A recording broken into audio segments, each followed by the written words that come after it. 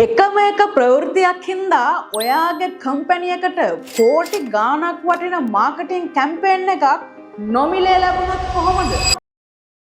අපි දන්නවා ව්‍යාපාරවල marketing campaigns කරන්න කොච්චර වියදම් කරන්න ඕනද කියලා. හැබැයි හිතපු නැති විදිහට කෝටි ගාණක් වටින මාකටිං කැම්පේන් එකක් ෆ්‍රී හම්බෙනවා කියන්නේ බිස්නස් එකකට ලොතරැයියක් ඇදුනා වගේ. පිටරට අපි ඒ වගේ උදාහරණ ඕන තරම් දැකලා තියෙනවා. හැබැයි මම මේ දැන් කියන්න යන්නේ වෙන කොහෙවත් නෙවෙයි. මේ ලංකාවේ මෑත කාලේ ගියපු නිවුස් එකකින් වුණු හොඳම ෆ්‍රී මාකටිං කැම්පේන් එක ගැන. ඔයාට මතකද මේ ඊයේ පෙරේද දවසක Uber Pick Me වගේ ඇප්ස් වලට විරුද්ධව සාමාන්‍ය ත්‍රිරෝදරත් රියදුරන් වර්ජනය කරනවා. ඒක කොහොමද මාකටිං කැම්පේන් එකක් වෙන්නේ කියලා කෙනෙක්ට හිතෙන්න පුළුවන්.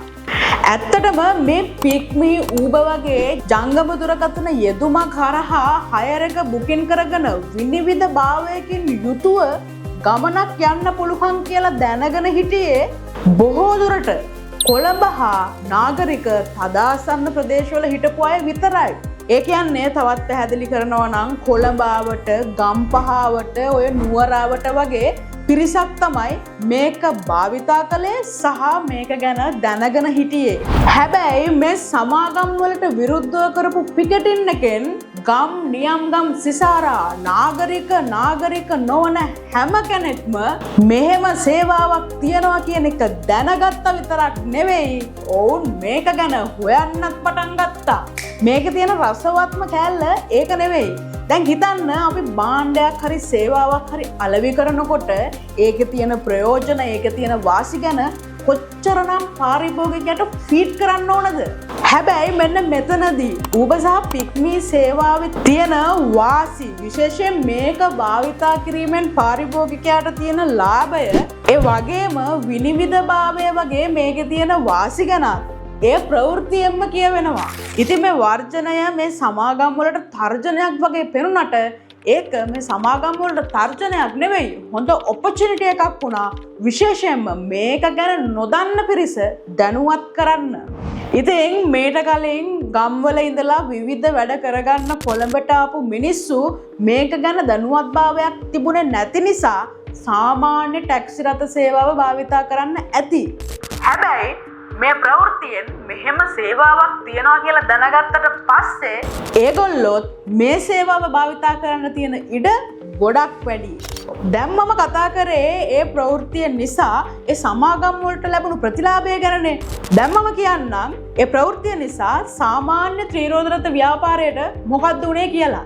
ඇත්තටම මෙතනදී සාමාන්‍ය ත්‍රිරෝදරත ව්‍යාපාරිකයින්ට උනේ ඒගොල්ලන්ට කලින් තිබුණු වෙළඳපොළ කොටසත්, ඒ කියන්නේ ඒගොල්ලන්ට කලින් තිබුණු මාකට් ෂෙයා එකත් නැති වුණ එක විතරයි. ඒ වගේම ඔවුන්ට හැකියාවක් නැහැ මේ සමාගම් වල තියෙන මිල ගණන් එක්ක තරඟ කරන්න.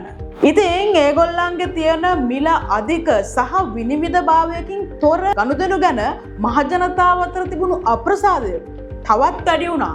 ඒ විතරක් නෙමෙයි, සාමාන්‍ය ජනතාවට Uber Pick Me සමාගම් ගැන තිබුණු විශ්වාසය තව දුරටත් තහවුරු වුණා. ඉතින් ඒ සමාගම් වලට තර්ජනාත්මකව ආපු මේ විරෝධය Uber Pick Me, ඒ වගේම ඒ අතරට අලුතින් එකතු වුණු සමාජිකයා හෙළගෝ වගේ ව්‍යාපාර සමාගම් වලට බොහොම වාසිදායක ඔපචුනිටි එකක් විදිහට ලැබුණේ අන්නේ විදිහට. ඒක ඒ සමාගම් වලට ලැබුණු හොඳ පබ්ලිසිටි එකක්. ඉතින් ඔයා මෙච්චර වෙලා මේ වීඩියෝ එක බලාගෙන හිටියේ බිස්නස් ගැන ඉන්ට්‍රස්ට් නිසා කියන්න අපි දන්නවා. ඉතින් ඔයා ඉගෙන ගන්න, ලොකු මුදලක් වියදම් කරලා ගන්න දැනුවත්භාවය සහ ජනප්‍රියතාවය සමහර විට විරුද්ධවාදීන්ගේ එක ක්‍රියාකාරකමක් නිසා ලබා ගන්න පුළුවන් කියන එක.